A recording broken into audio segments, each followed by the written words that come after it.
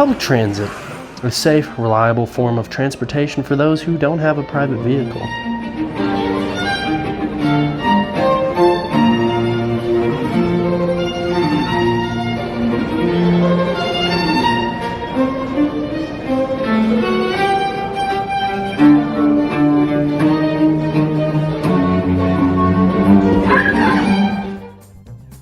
You see, my perception of public transportation is not based off of the well-seasoned city liver, no. Mine is based off of that of a country boy, if you will.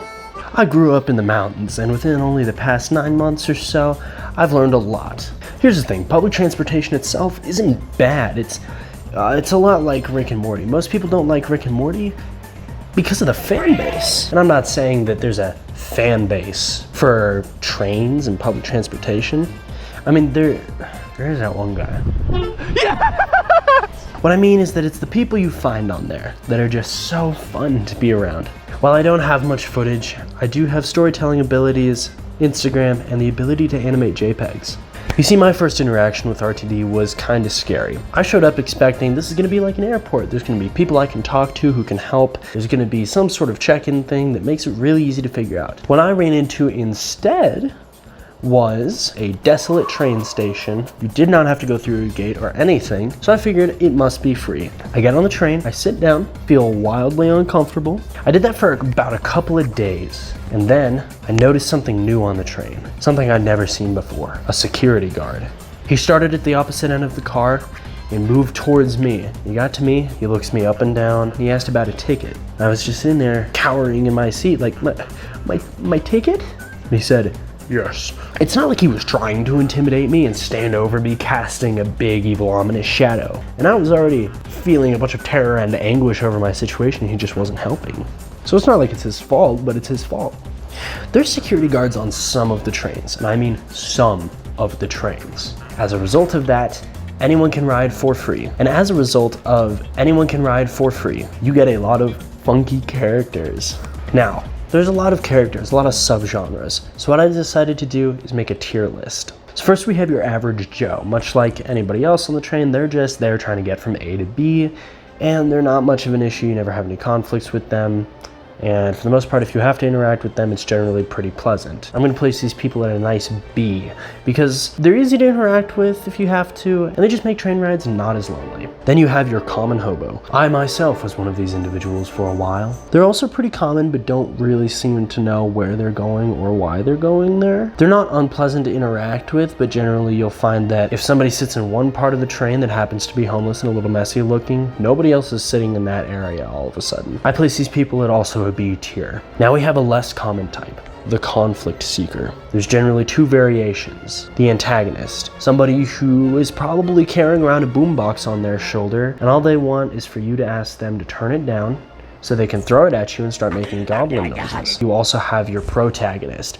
This person is generally dressed or acts very dramatic. Oftentimes you'll see them sporting some kind of fedora or trilby, a trench coat, and some dark shades. These people want to be the hero and save the day and wait for conflicts to happen. I place these guys at a C tier simply because they add a lot of tension in the air and they make you sweat way more than usual. Now we have the epic type. Still pretty uncommon, but they are out there. The party group. This is generally a group of college-age students who just got done at a party, rave, bar, museum heist. They don't seem to really have any regard for the fact that there's people within a 10-mile radius of them. Oftentimes they're loud, cackling at jokes somebody made that weren't that funny, drunkenly rambling, making out, doing funky monkey things in the bars, mugging a child. I give these people an E. They're the bane of my existence and make traveling on the train very annoying, and whenever you're around them, you want to join their group, but you also hate the fact that they're there. And now, the rarest kind, one that I've only seen once in my life. So mysterious, so elusive, so uncommon and hard to find, hidden in the shadows.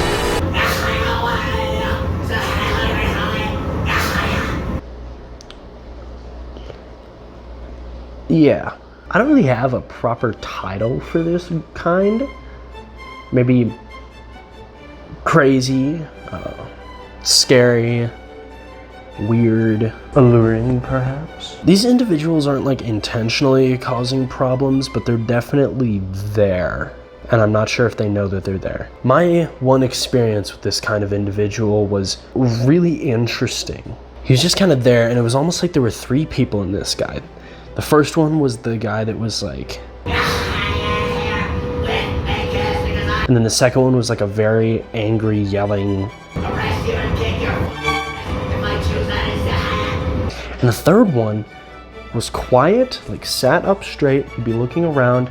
He'd apologize to people. Very kind, very soft-spoken, very gentle. It was bizarre. I wanted to say it was like Moon Knight, but not really. When I sat down and talked to him, he kept talking about the possessor and tracing his lineage back to Judas, as in like Judas that betrayed Jesus with a kiss, Judas. Tried praying for the fellow, nothing really happened there, that was unfortunate, but I hope he's doing better and on a path of recovery and spiritual growth. It was very interesting. This is your S tier individual, 100% without a doubt S tier. They make the ride interesting, they're there, they help you build relationships with the people around you because you're all scared. Anyway, that's my tier list for the kind of people that you'll generally run into on the subway. Tune in next week when we rate my favorite war crimes. Anyway, thank you for watching this video. I know that the RTD public transportation bit has been done multiple times, but I just thought it'd be fun to share my perspective and thoughts on it. It is a weird, wild thing, especially in Colorado. RTD is just wacky. If you enjoyed the video, like and subscribe.